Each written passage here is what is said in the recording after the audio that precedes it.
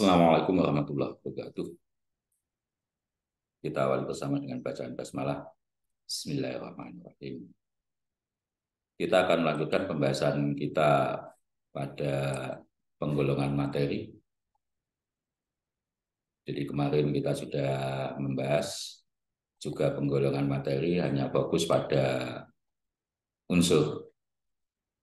Jadi kemarin ini yang kita bahas, kita sudah membahas unsur. Sekarang kita akan masuk ke pembahasan yang kedua, yaitu senyawa. Apa? Bagaimana senyawa itu?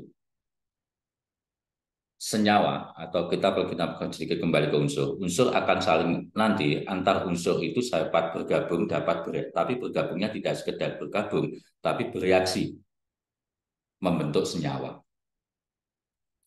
Jadi nanti senyawa itu merupakan zat tunggal, dia khas ya, zat tunggal yang terbentuk dari dua unsur atau lebih melalui reaksi kimia dengan perbandingan tertentu.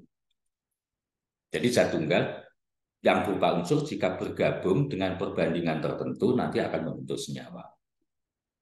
Atau dapat didefinisikan juga senyawa itu adalah zat tunggal yang dengan reaksi kimia biasa dapat diuraikan menjadi unsur-unsur penyusunnya.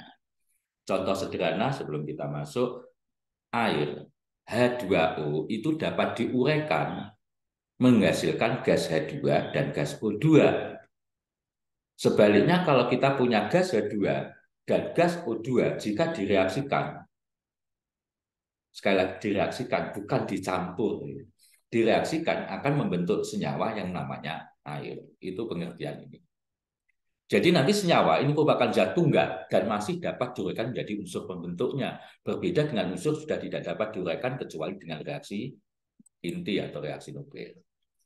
Ada beberapa contoh yang kita jumpai dalam kehidupan sehari-hari yang merupakan senyawa, diantaranya ini air. Air itu H2O, tadi saya sebutkan, tulisannya H2O, ini tersusun atas unsur-unsur H dan O. Ini atom mestinya ya. Kalau unsur mestinya H2 dan O2. Bensin itu terdiri atas C dan H2. Senyawa atau rumus kimianya C8H18. Ini yang di ruas kanan yang merupakan rumus kimia ini adalah rumus kimia dari senyawa yang ada pada kiri ini. Sedangkan unsur-unsur penyusunnya atau atom penyusunnya ada yang di tengah ini. Kelihatannya sama, misalnya glukosa dan gula, CH dan O. Tetapi senyawa yang terbentuk berbeda. Maka senyawanya berbeda, sifatnya pun juga berbeda. Ada beberapa contoh lain nanti yang ini CHO juga, alkohol CHO juga, rumus kimianya C2H5OH. Ini juga senyawa. Unsur penyusunnya C, H, dan O sama dengan gula, dengan glukosa. Tetapi sifatnya sangat berbeda. Ini contohnya yang ada dalam kehidupan sehari. Nanti sifat senyawa itu berbeda atau tidak sama dengan sifat unsur-unsur penyusunnya. Jadi contohnya air, tadi sudah saya sebutkan. Air itu penyusunnya adalah gas hidrogen dan gas oksigen. Atau ketika ada gas hidrogen dan gas oksigen itu bereaksi membentuk senyawa yang namanya air. Sifat-sifatnya nanti sangat berbeda antara air dengan hidrogen dan oksigen. Hidrogen dan oksigen pada suhu kamar berwujud gas. Tak berbau, tak berasa. Sedangkan setelah menjadi air, wujudnya cair. Rasanya hambar.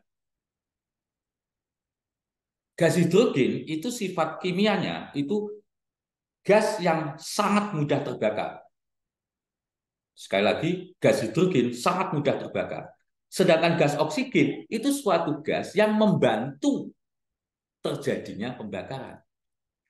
Logikanya, kalau ada zat yang mudah terbakar dibantu oleh zat yang mempermudah pembakaran, tentunya seharusnya bagaimana? Kan sangat mudah terbakar gitu. Tapi nyatanya apa? Kalau jadi air, sifatnya air berlawanan, memadamkan api atau memadamkan pembakaran itu sendiri. Contoh lain garam dapur NaCl, Anda kenal kan? Garam dapur rasanya asin, wujudnya berwujud kristal yang berwarna putih, fungsinya untuk melezatkan makanan. Ini terbentuk dari unsur natrium dan gas klorin. Sebenarnya Na dan Cl2, tapi unsur-unsurnya pada garam dapur Na dan Cl. Logam Na itu logam yang jika terkena air meledak.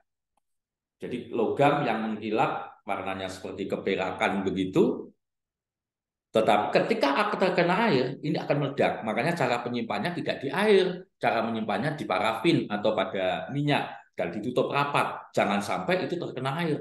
Kalau terkena air akan bereaksi, kalau jumlahnya agak besar akan meledak.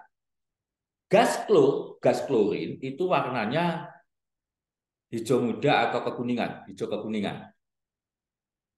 Gas ini beracun, gas klorin. Nah, logikanya tadi ada logam yang sifatnya racun, terkena air meledak. Gas klor itu kalau terhirup itu beracun, kita bisa sampai pingsan.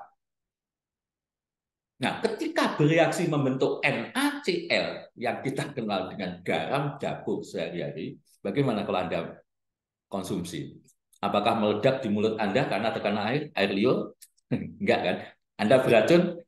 Enggak. Malah kalau sayuran nggak ada garam kan hambar. Jadi kita membutuhkan sekali. Berbeda sekali sifatnya.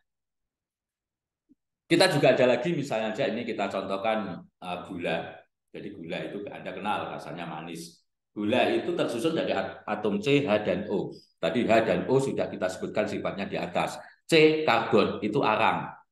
Warnanya hitam. Anda pernah makan? Nggak masalah, itu nggak apa-apa. Jadi karbon warnanya hitam. Tapi ketika bereaksi menghasilkan C2, C6, H12O6, atau kalau gula C12, H22O11. Yang kita kenal dengan gula. Rasanya manis, berbentuk kristal, warnanya putih. Berbeda sekali kan? Jadi ini sifat dari gula, dari unsur dengan senyawa itu sangat-sangat berbeda. Nah, di dalam pembentukan tidak kalau tadi kita mencontohkan pada atau kalau bercampur sekedar bercampur tidak masalah. Tapi ketika membentuk suatu senyawa, bahwa unsur-unsur ketika membentuk senyawa itu selalu memiliki perbandingan massa yang tetap. Nanti kita bahas pada hukum dasar kimia di kelas 10 nanti. Jadi perbandingannya itu tetap. Misalnya hidrogen dan oksigen tidak ngawur, kita punya satu tabung hidrogen dengan satu tabung oksigen kita reaksikan akan jadi air semua. Tidak, dia akan memiliki perbandingan tertentu. Jadi contohnya air itu perbandingan massa antara hidrogen dan oksigen selalu 1:8. Kalau tidak 1:8 berarti bukan air. Jadi bisa saja hidrogen dan oksigen ketemu, tapi perbandingannya tidak 1:8, berarti itu bukan air. Tapi kalau hidrogen dan oksigen perbandingannya 1:8, maka itu adalah air.